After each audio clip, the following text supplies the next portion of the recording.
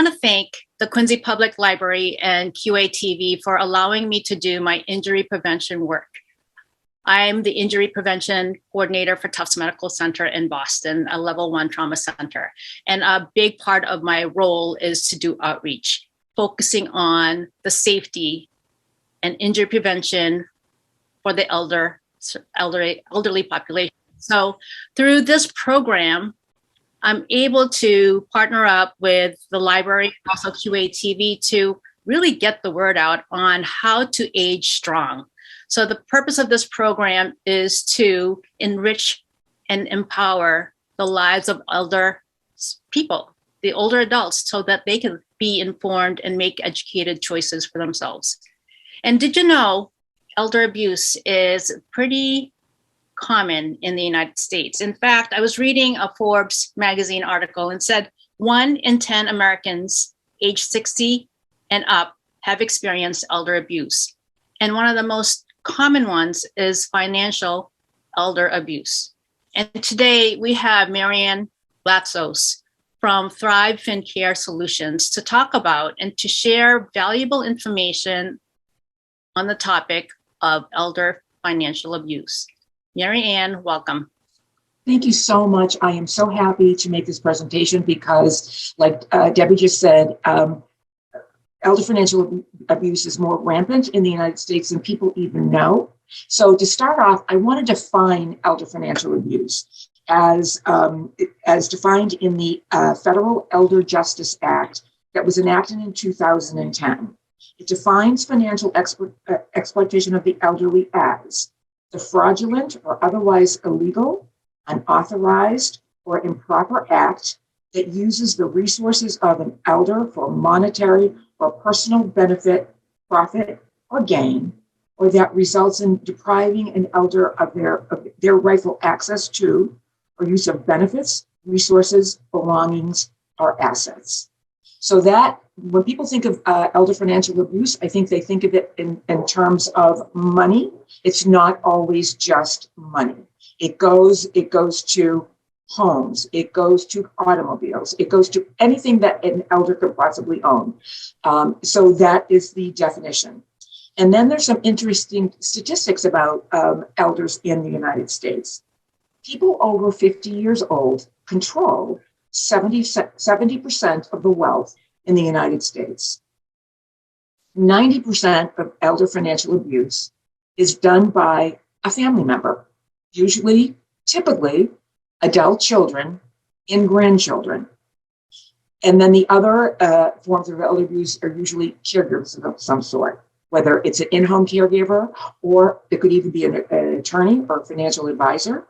So elders can be victimized in many different ways financially. I've read so many numbers on what the total dollars are. I've seen it go anywhere from $6 billion of fraud to, I read something that's at $19 billion. One of the reasons the number is very flexible is because a lot of people don't report. When somebody is abused, not just financially, but particularly financially, that they are too embarrassed or there's so much shame around it that they will not report it.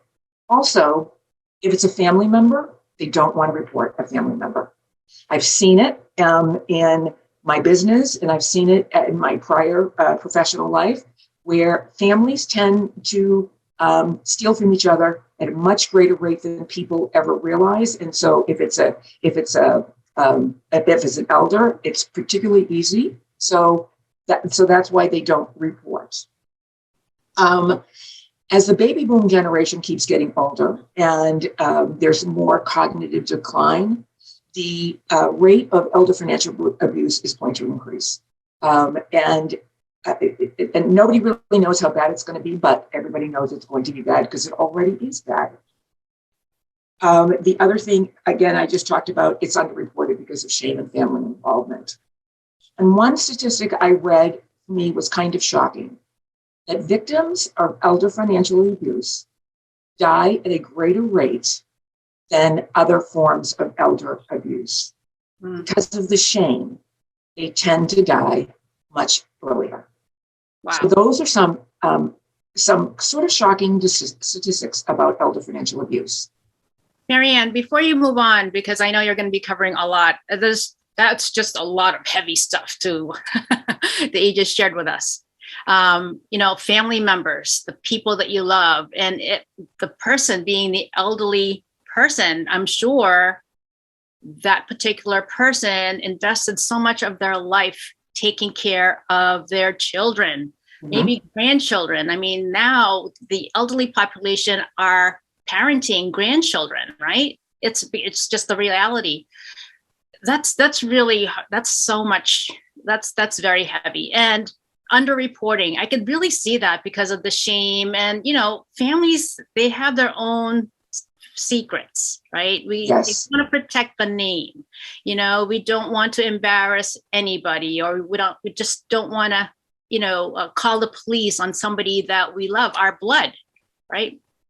It's just so, I don't know, it's just very, very interesting. So let's leave this program feeling really prepared, so that way whoever we are serving, people in our family, at work, they can benefit from our knowledge today.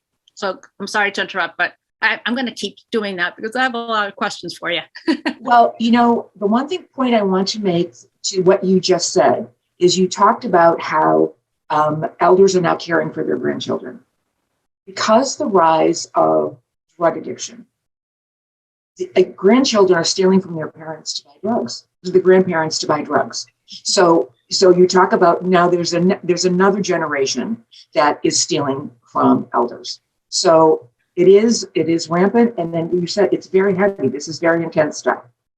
So I'm going to talk about different ways that elders can be frauded financially. Some of them I know that you've all heard about. One of them is the grandparent scam. We're just talking about grandparents. The phone call or the email sent to a grandparent saying, "Hey, Nana, I'm stuck. I need some money. And can you send me $5,000? I can't get out of wherever I'm at because I need this money. Can you send it to me?" That's a lot of people know of the grandparent scam. Another one is that people don't know a whole lot about is Medicare and health insurance scams. One thing that we were always told from the minute we get our Social Security number is never to share that number with anyone. Years ago, they your driver's license, your Social Security number was on, and then they started changing that many years ago. Well, the other thing is never share your Medicare number, because there's a lot of Medicare fraud that people are so unaware of. You'll get a call, "Hi, this is Medicare. Can I have your number? Because we have a great product for you." And then what they do is they start scamming Medicare using your number. They'll say they provided all of these services, which they never provided. So never share that number as well.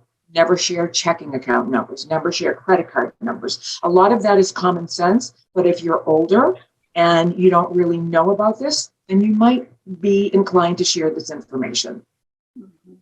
Another one is the sweepstakes and lottery scams. I think I have been subject to that. I think probably everyone in this room may have been. You get an email saying, "You have just won $5,000. In order to deposit that number, I need your Social Security number and your checking account number so I can deposit that number." And guess what?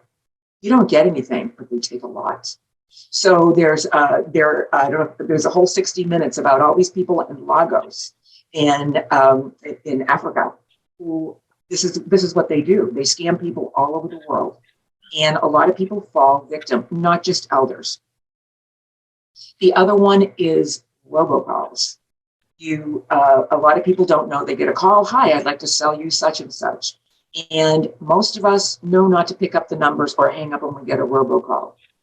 Not everybody does. And if it's an elder who thinks it's a good product, then they're gonna say, "Gee, I want that product." The other thing is charity scams. There are a lot of people who will call and say, "This is the Red Cross," whatever charity you could possibly think of. And elders are particularly generous, and they want to give to charities. So if a charity calls and says, can you have some money? They're going to give that money. And guess what? They may only donate $10. There's going to be a lot more than $10 taken from the account. Another one that is very prevalent, I bet everybody in this room has been a victim of this, or not a victim necessarily, but you pick up the phone. Hi, this is the IRS. And if you don't pay us within a certain amount of time, we are going to come after you. We're going to beat down the doors, and we're going to take your firstborn, and we're going to steal your, you need to pay us $5,000 right now. I went to a client who was crying hysterically. I owe the IRS $5,000, and I had to calm her down and say, no, the IRS will never, ever call you. They will never call you. And if you think it's the IRS, ask for the agent number, ask for a number to call back, and I can guarantee you they will hang up on you. Or if they give you an agent number, or if you call back, you'll get the fast busy response. Marianne, So I'm sorry. I'm sorry. I got to tell you, I got that call. And boy, it really, it's very jarring. Mm-hmm. Because the person on the other line is a male and very hostile, and told me that I didn't do my 2015 tax correctly. I owe the IRS, $2,000. And, if I don't pay up in 2 hours, the local police is going to come knocking on my door to arrest me. Yep. And you don't expect that type of aggression when you pick up the phone and you say hello, for one thing. And this person was just like on me. He said I was going to go to jail. And all I could think of, oh my God, I'm going to go to jail. My family is going to take care of my family. So, this story started running through my mind. But at the same time, thank God, I was saying that part, my intuition said, wait, our taxes are fine. And this person is very aggressive. So finally I said, okay, I want to talk to your manager. What is your telephone number? I need to call you back. Mm-hmm. And then they hung up. Yeah. But it was just, I hung up the phone, but I was still shaking because, it's just, you don't expect that type of aggression over the phone. That's right. I got the same call. Oh, did you? But I flipped the switch a little bit because I said, you know what? I was aware of the scam to begin with, so I thought I'd have a little bit of fun. So I decided to play along, and I said, you know what? You guys are right. I'm going to drive to the police station right now and turn myself in. And the guy on the other end had no idea what to say to me. He had no clue what to say. And I was like, I'm driving there right now. I can't live with this kind of guilt. And he's like, no, it's better if we just take care of it right now. I'm like, no, I'd rather just do the time. I love that. Good job. I love that because I did the same thing, but I wasn't that clever, Judy. I did the same thing. I played along, and then he got really aggressive when he realized that I knew what he was doing. I love that. Can I have your permission to use that? I love it. But the bottom line is to remember the IRS will never, ever call you. And if you've dealt with the IRS, if I have just for clients and other things and for myself, they're tough, but they're very gracious. So there's another thing to remember. So there's a lot. Oh, the other one I wanted to talk about was when we talked about it briefly, was the internet and the email scams. Yeah. And one thing that I had read about was this very savvy woman wanted a dog. And she decided that she found the perfect dog on the internet, and she never got her dog and was out $2,000. So there's check, and she is an elder, and she's well educated, very, very professional, very successful in her life, and never thought that she would be a victim of scam. And she was devastated, and she was ashamed. So it can happen in so many different ways. So any more discussion about what I've just talked about, the types of scams? Any questions? Debbie, do you want to interject anything? You have three people. All right. I thought I saw Christine's hands up. No, I was going to say, I've seen like dating sites like Match, those type of things, Oh, both men and women, been messaging somebody and, I'm stuck somewhere. Can you send me some money to get back to the United States and things like that? So, and, I told the woman, I'm like, don't do it. It's a scam. You can Google it, and she did send some money, but not the thousands of dollars. But I mean, still, it was $500 she sent, and I'm like, it's a scam. I'm like, you need to. She's like, he's so handsome. I'm like, it's not him. That's some person that they're using their picture, and yeah. So those I've seen those as well. So.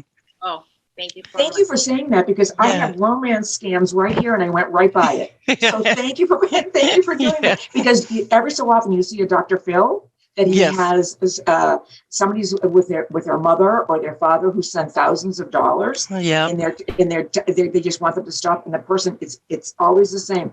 But I love him. I know. It's wonderful. Have you ever met him? No, he sent me pictures. So thank you for reminding us of that. Yeah, I did actually saw an episode, and they had the person that they used his picture. They actually had him, and he's saying, "That's not me. I'm not talking to you." And she wouldn't believe it. Like the person was sitting right there. And he's saying, "They stole my picture. They stole all his information." But he's like, "I assure you, I haven't been messaging you." And she just didn't believe it. And so it was sad, but. That happens. Yeah. Thank you. Joya, did you have something to add or a question? I did. I just wanted to add, I've seen it with mail-in stuff. So people get things in the mail from either for-profit organizations or even some nonprofits. And I think that the way that when they mail these things out, it can be very confusing to somebody who might be in the beginning stages of dementia. Whereas it might say your membership is expiring or your donation is past due. And that can be very confusing for some people. And I have actually seen it happen where people have donated money thinking that it was a bill that they needed to pay or, some membership due. People are just so creative. Judy? This isn't necessarily a scam, but I don't know if it's something you can actually touch on a little bit. I had an elder resident who had a homemaker, and the homemaker was having the resident sign blank checks. And that's not even the issue. The issue is this resident had a paid guardian, and the guardian, who was an attorney, wasn't monitoring her bank account. And so this woman lost thousands of dollars to this homemaker who was the active person involved. But I felt the attorney was a passive person that was responsible for oversight that wasn't doing her job. So I don't know where that fits into this whole discussion, but I think she was just as bad as the actual homemaker who was doing this. One of the things that and that's a very important point that I'm going to make, is I'm going to talk about some of the warning signs about elder financial abuse, because there are people in an elder's life who are stealing and nobody's doing anything about it. And one of the things that that happens, and I've seen it, is that an elder will have a caregiver, hired by a caregiving agency, paying their bills. And if you hire somebody to pay your bills, that person should either be your power of attorney, or they should be reporting to an attorney or somebody else who is the power of attorney. So that's one thing I do, is that if I have a client that I'm working with, either I'm the power of attorney or somebody else is the power of attorney, because there has to be a seamless understanding of where the money is going. Because, especially with cognitive decline, people don't realize who is signing, who is not signing. So where their money is going. Are the bills being paid? Are the bills not being paid? So there are so many red flags that one of the things that I say to when I'm making a presentation like this, never let anyone do anything for you financially unless that person is your attorney, the power of attorney, or some financial representative that you know and trust. Because as we talked about earlier, family members will try to steal money. Anybody will. So there's one warning sign right there that that person was being financially abused. Right there, that's a key one. That this person signing checks has no idea what's happening. So thank you for pointing that out, because that is on my list. So I'm going to give you some signs that a person is being victimized.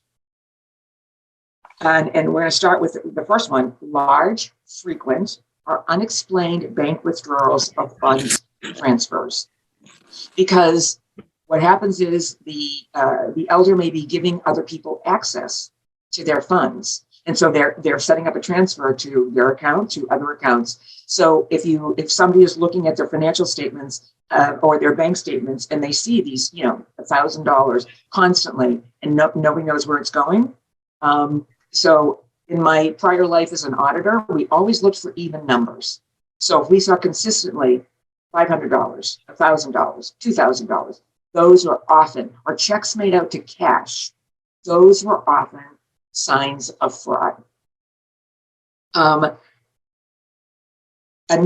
new person, such as a caregiver, suddenly doing their financial work out of the blue. So, your mother you've always written checks for your mother, and suddenly the caregiver or a neighbor is suddenly doing the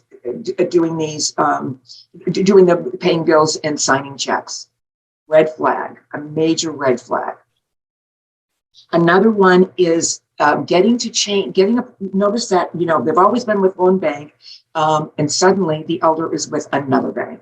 And it's very complicated, and they don't understand why they changed or why they're with this, because that means that somebody else is probably controlling their funds. Another one is checks that are written as loans or gifts. If you keep seeing that, and they're writing a check to Mary Smith as a loan, well, what was that loan for? Do you have a loan agreement?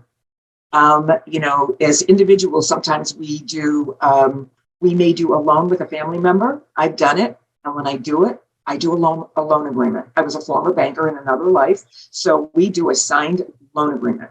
So that's something to think about if you're doing something with your own family. And then you have it in writing. So if that person doesn't pay you back, then you can go to court and say, but you signed this agreement and you said you were going to pay me back. And the other thing is gifts. People will give money as gifts. And if they're consistently giving money as gifts, who are they giving these funds to? Changes to the will or a trust. You may have been you may have been mom's beneficiary or dad's beneficiary. And suddenly there's a new will, there's a new trust, and your name is nowhere to be seen. You need to get in touch with that attorney if you can. They may not be able to give you information, but if there's changes like that, you need to do something about that. And I would start with calling the attorney. And if it's a new attorney and he or she is not giving you information, it's a red flag. One of the things that I'm going back to my audit days, one of the things that we used to say to clients is, if you have somebody who's doing work for you, financial work for you, and they refuse to give you any information, think about that there's something going on, because you have the fiduciary responsibility if you own it. Let's say if you own a company, if you have a bookkeeper and you say to the bookkeeper, I need a financial statement. If I need I need to see the bank reconciliations, or if I need to see the check register, and they refuse to give you that information, fire them immediately. Because I've often found that when that's happening, there's fraud. So I just wanted to do that. If there are suddenly overdrafts or unpaid bills, why are the bills not being paid suddenly? Why are we giving overdraft notices? So means that money is leaving the account and the owner of the account doesn't know why it's happening. Another thing is a new best friend, somebody that's accompanying the elder to the bank.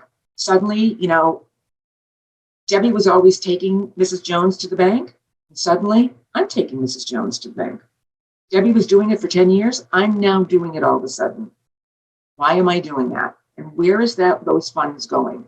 So there's another red flag. Debbie, you mentioned this before. Signatures.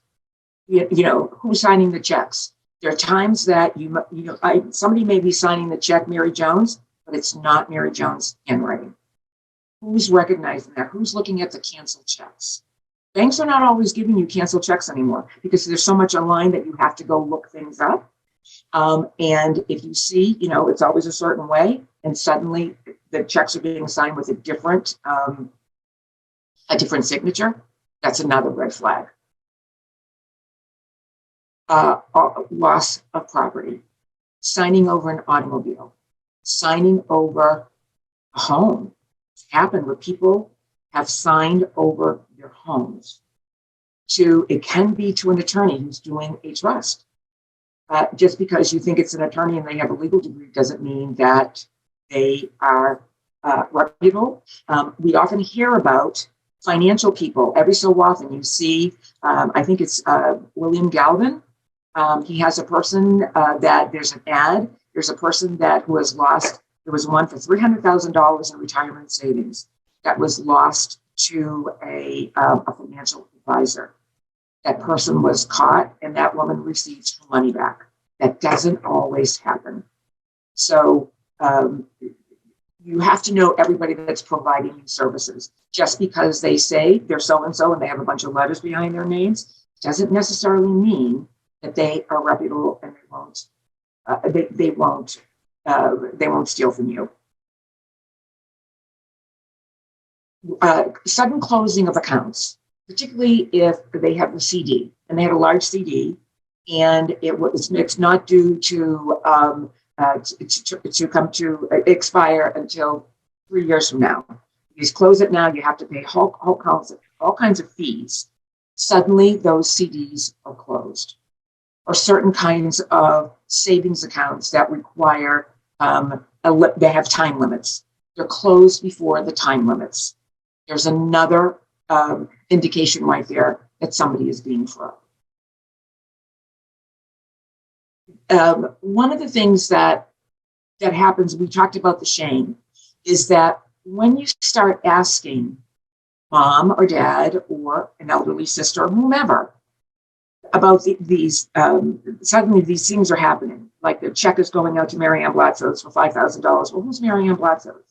And they're confused, or they don't know, they can't answer. Because what happens is the easiest person to take advantage of is somebody with cognitive decline. That's the easiest person to fraud. Here, I don't, you can sign my checks, or yes, you can write out this check for me. There are people who go in and they pay bills for people. You want to make sure that person is bonded and insured, that person is if possible, is the power of attorney, or that person is reporting to a power of attorney that I talk to. Make sure everything that's going on is seamless. And the other thing that may happen is you're going to start asking questions and the person shuts down. They don't want to answer anything because they don't want to share. I've seen so much of people complaining that, or being fearful that their parents, for instance, they're showing decline, but they won't let their children help them. And the children are becoming fearful, and suddenly somebody comes in and is helping them. And their fear there may be a reason for that, because they are the beneficiary of when mom and pop dies. And so they want to make sure that all the money is there. So suddenly they keep everything to the vest. They won't show anything. And there is another sign that something is going on. I'm going to stop here because I've just given a lot of information. And if people have questions, please ask. Okay, go ahead, Judy, go ahead. Hi. So on that same theme, where does the line end? So I work in public housing with elders, and something we see here is some families use public housing as, and this is going to sound a little bit harsh, but some like a warehouse for their parents. Mhm. And they don't provide the care that the parent deserves and needs, because that's going to affect their inheritance. So is that abuse as well? Yes, I think so. absolutely. Yeah. Absolutely. How do you approach that with the family? Well, you approach it, and then if you get resistance, there should be agencies. I have a list of agencies of different people as part of my presentation, who you can call and talk to, because if you think that's a form of abuse, and I believe that it is, Mm-hmm. and a lot of elders are warehoused, and that's a perfect word for it.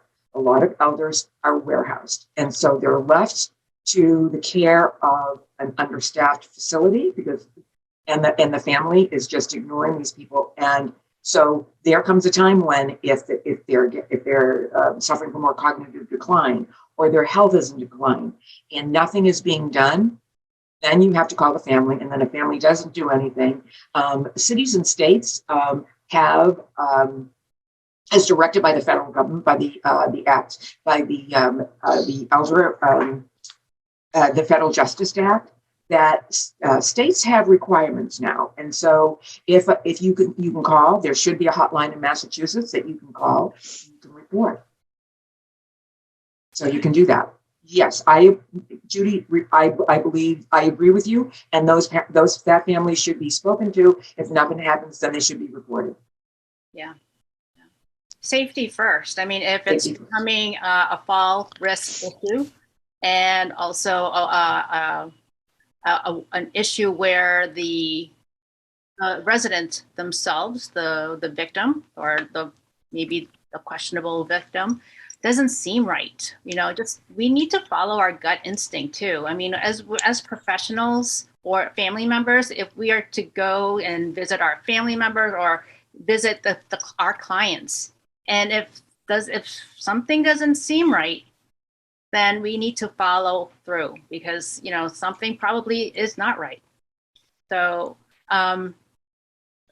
it's a slippery slope though with families, especially if the family member has assumed guardianship, and they're warehousing their parents, and their parents is having a cognitive decline, and the family member will hold off until it can be 3 a.m. and their mother is out standing at the bus stop in her pajamas, and and they're still not doing anything about this issue. It's hard to push back, especially when they've already assumed guardianship. That is when there's guardianship involved. Yes, there is, but I still think that I would call the state and ask them what they think you should do, because, like you said, if I would want to know that my mother is out at the bus stop in her pajamas, and if this keeps going on and you can't get any results, I still would report them. I would.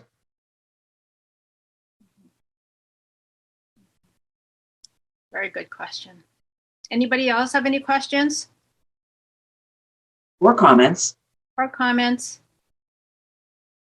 I do want to, as far as these scams, and just putting myself in the situation of somebody who is hard of hearing, very anxious.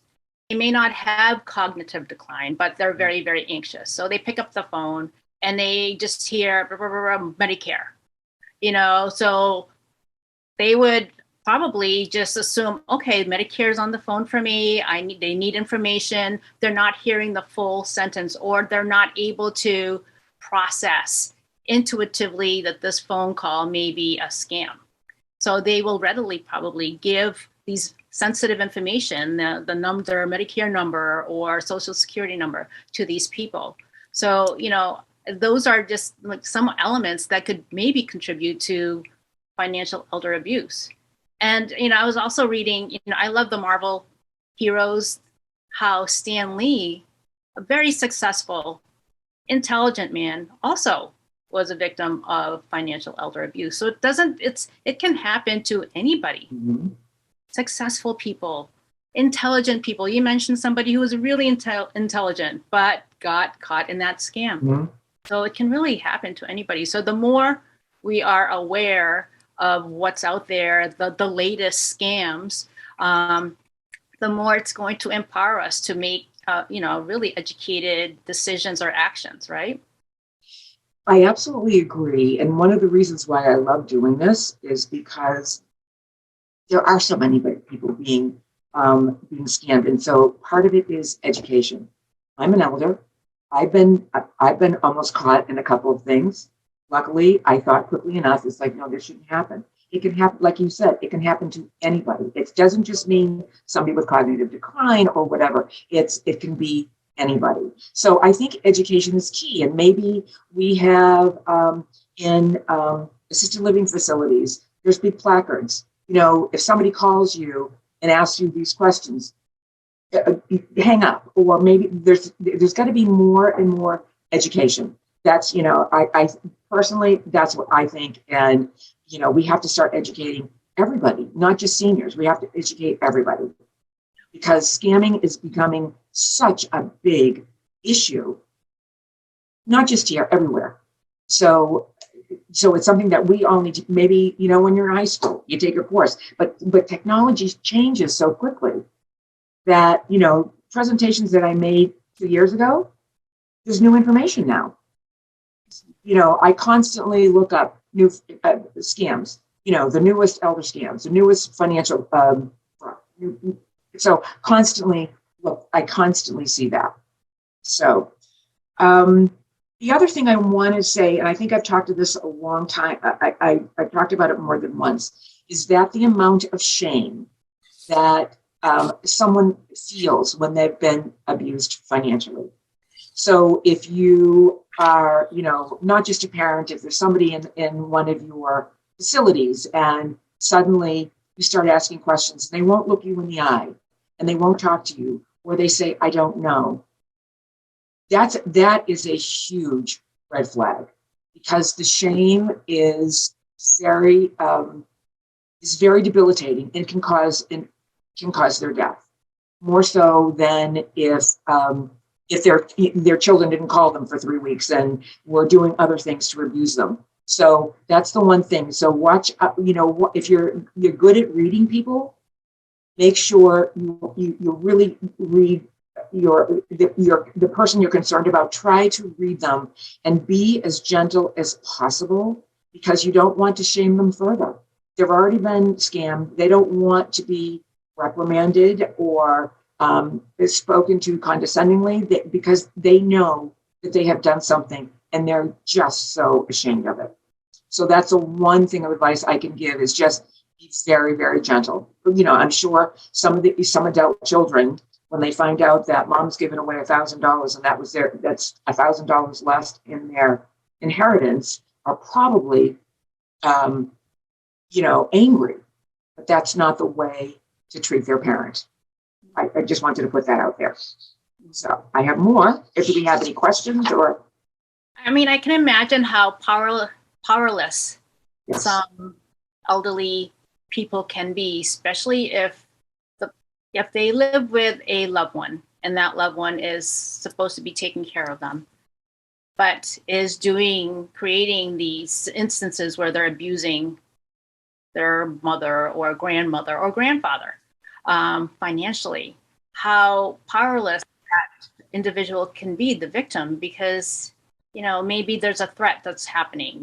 Maybe that son or grandson, whoever is the person doing the crime, they're probably saying, well, if you turn me in, then you'll end up in the home. Or, you don't want people to know about this because I'll tell them about X, Y, and Z that you've done in the past. So there's that level of, underlying emotional abuse that's happening there too. Absolutely. Absolutely. Usually if a person is being abused financially, they're probably being abused in other ways. And if they're not being abused in other ways, then there's the shame. So So I'm going to start talking about prevention. Anything before I move on to prevention? Nope. Okay. So one of the things that we can do to prevent is, if we have a caregiver in the home, secure what you can secure. Cash, checkbooks, valuables. If you know that that somebody's coming into the home that you don't know, put as many things away as possible. I have a horrible story to tell. Years ago, I used to work in healthcare, and there were a group of people who were taking care of this elderly woman, and they were making a lot of money off of this elderly woman. And things started leaving the home. There was silver, there was jewelry. Little by little, these caretakers, not necessarily the nurses or other people, not necessarily everybody, but little by little, things started leaving this person's home. And eventually, she was, a lot of things were stolen. And I don't know if any of you follow me on LinkedIn, you probably don't, but there was an article in the Globe a couple of months ago about a woman who lived on Nantucket, who started giving money to a woman that she thought was a fortune teller, and basically gave away everything. She ended up penniless. It's a perfect example of elder financial abuse. Again, I talked about this before. Never share Social Security, Medicare, credit card, checking account, and never share that personal information. That just doesn't go for elders, that goes for everybody in the world, everybody in the United States that has a Social Security number or Medicare number. Credit, never share anything. Be present and really know if you have somebody that you care about, or also in your own life. Be aware of everything that's going on around you, because you know what? I used Uber for the first time and didn't use it correctly, and I got a $40 charge. So I got to call my bank and have them take that off. And that's just by being present, looking at my bank statement and saying, okay, they had no right to do this. So noticing, check your bank statements, check your parents' bank statements. If you're a power of attorney for somebody, watch everything, watch every penny. Use technology. Now, this is a problem because seniors don't necessarily want to use technology.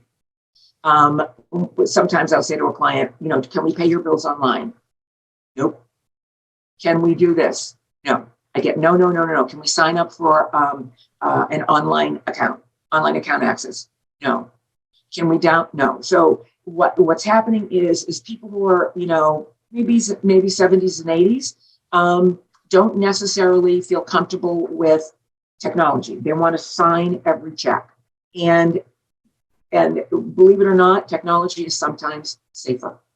It really is. And so I always say, if I have to write a check, I get very grumpy. So I do, all my bills are paid online. So let's hopefully be able to share that information with seniors, and maybe that would be more helpful.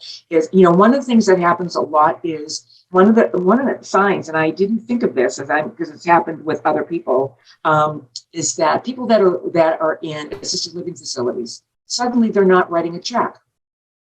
And the assisted living facility is like, well, we're not being paid in the first of the month like we used to be. It started getting later and later, and now it's just stopped. That person has forgotten to pay because of cognitive decline, or somebody may be stealing from them, they don't have any money. And so that's a perfect example of setting somebody up on an automatic payment. So the rent, the mortgage, the whatever goes to the vendor automatically. And if your parent is in a facility, you don't have to worry about them getting a call. Well, they hadn't paid us for 3 months, and you have to come and take them out immediately. So that's something that you really want to think about. Can I just touch base on that a little bit? We here at the Housing Authority, we do have a direct debit for rent payments, which is for us, and probably for some family members who actually do care, it's like a blessing and a curse, because when they used to have to pay their rent in person by check, we would have eyes on them at least once a month. What happens now that we find we've actually had people go missing because they'll be taken out in an ambulance and they go into a hospital and then they go into a rehab and they can be gone for months at a time. And we don't know it. We have no idea because they have the direct debit from their account. We've actually had people who have died who were still paying their rent. Yeah.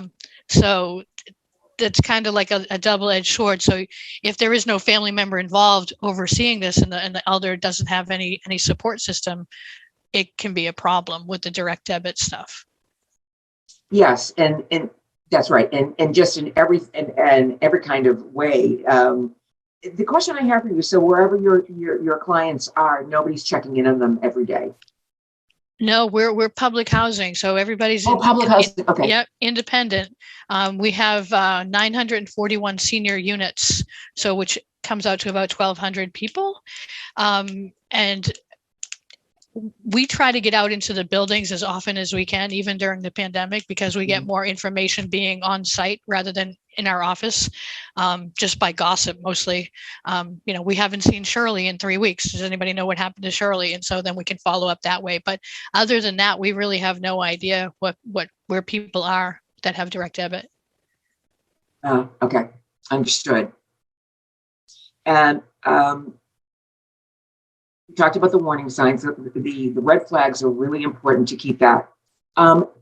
The other thing is, and you just brought this up, Judy, is alert the bank to life changes. So you've had situations where you don't have eyes on every day on your clients or your renters, and so in other issues, if somebody does die or somebody does go into a nursing home, alert the bank to stop the automatic payment.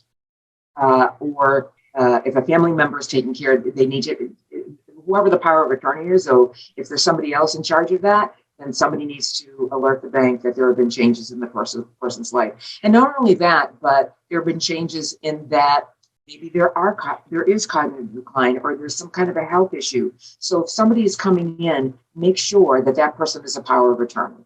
If somebody's coming in and cashing a check every week, well, who's cashing that check in the elder's name? Is that person, is it okay for that person to be cashing the check? And because if the person is as they decline or their health declines, there can be instances where somebody starts taking advantage of them. So if a family member knows, well, you know what, so-and-so is taking care of my mother, so when she comes in to cash a check, please know that this person's coming in, and another person comes in, no, you do not give her any money. Stay in touch with the service providers. So if you talked about, Judy, where a patient has left, or a renter has left, and you don't know about it. So their family, if they have a family, is not letting you know that there's been a change in this person's life, and they haven't updated you that they're not there anymore, and they've gone to a nursing home, or whatever, they're now living at home, or they've passed away. So keep in touch with changes. If somebody's in an assisted living facility, they're more like, they will know when somebody comes and goes, and they may be responsible for updating the bank and other vendors on what is going on with that person. I found this, and I want everyone to think about this because I am going to look at this. When I was doing my research, I found the Thinking Ahead Roadmap website. That is a website that will help you make plans for, and I'll put it in the chat. It's a website that's going to help you make plans for financial and other decisions that we don't always think about. So if you have a family member who may be on the decline, and so you or a parent is on the decline, and you want to think how I can plan for that person. So I just found that this morning as I was doing some research for my presentation, and I think that's a good website for all of us to look at. We had talked about not reporting fraud. It happens, whether it's for shame or for whatever reason. So if something happens that you know about, there are state and local adult protective services. So if there's an adult protective services in your city or town or the state, you can start with the state and take it from there, is report. Because if it's not reported, then it just goes unchecked and it keeps happening. You also want to report fraud to banks and financial institutions, because the bank needs to know that somebody is signing for a check and that person doesn't have a right. So the bank needs to be alerted to stop payment on these checks, to do whatever they can to protect their client. And if they're not, then they can be responsible as well. So they need to know. Of course, the police. Nobody wants to call the police, but you know what? We need to call the police because it's a crime. It is a crime. No matter, who it is or how much it is a crime. Somebody has been frauded out of their money. And the other thing is the Elder Justice Initiative, which was started by the U.S. Department of Justice, and they have support services by state. So there is a lot of help out there, and we have questions such as the questions that Judy has raised, being in a position where we have tenants, and what do we do in this situation? They have guardians, they're not taken care of. So there are services that will help you make decisions. So I know I've just dumped a whole lot on you again, so I'm going to be quiet for a while and let people ask questions. Marianne, do you think during COVID, this type of crime has gone up higher? I'm going to say absolutely, because I think if people are at home and they need help, they're going to let whomever is there help them, or if they're going to let people that they don't really know and trust, or not that they know, I'm sorry, they don't know not to trust them. So let's say a person is in a nursing home and the nursing home is shut down, and the children cannot see their parents. They can only see them through a window. Well, if somebody was paying their bills, or if somebody is there and suddenly that person can't get in, who's paying those bills? Who's helping them? So there's a lot of people that were shut off during lockdown. So what happened to those people if they needed money, if they needed help? So what happened to those people? I got a call from an assisted living facility. A person was working with other people. Nobody could get to help her. Could I come and help her? So yes, I don't know it as a fact, but I believe it because of the environment of elder financial abuse. Yes. And if people are home and they're getting a call from somebody very friendly, hi, this is your local charity. Can you give me $150 for saving animals? And there's that person has a dog, they're going to send that $150. And there may not be somebody there to check in. What everybody needs who lives alone is somebody checking in, somebody saying hello. As more and more elders age in place, check-ins are really going to be needed. So I don't know for a fact, but I believe it just by virtue of what happens with elder financial abuse. Absolutely. Does anybody have any other questions or comments? Any ahas? I know it was helpful because whenever I give this presentation, I get a lot of ahas. So I know that people got something out of it because you can't. It's so important that we all look out, not just for our own selves, but wherever some of you are working, you have clients that could be victims right now. And so you are probably, thinking, oh, I bet there were a couple of things. I was like, oh my gosh. I can tell you a story. I went to visit a new client in an assisted living facility, and there was a resident who was meeting somebody in the parking lot. So the woman at the front desk, the receptionist, was watching this, and she went outside and said, "Who are you? And why are you taking money from this person?" And the person was suffering from cognitive decline and could not answer the question. And the other person took off. So she saw it just by observing. Why is this woman walking out in the freezing cold in the snow to give somebody money? And she stopped somebody being taken advantage of financially. So it's observing, the be present, observing what's going on around us. Marianne, you covered so much. This hour has gone by really fast. So if people want to learn more about you, what is your website and what is the best way to get in touch with you? So my mobile number, my business number is 781-595-5353. My email is mb@thrivefincare.com. And my website is thrivefincare.com. If you have any questions, please email me. Let me know. Follow me on LinkedIn. I will repost that when I can see some of your names when I see that some of you. I'm going to repost that article that was in the Globe. It's just it's such a good article to read. It's a long read, but it's well worth reading. And a perfect example, I can find so many examples, but this one was just, it was in the logo. It was not in, the New York Times, it was in the local paper. So that's why I posted. It's a great article. So if you find me, you can go in and read it as well. But I will probably post it again in a couple of weeks. Wonderful. Thank you so much, Marianne. Thank Welcome. you everybody for being here. And I hope to see everybody again next time.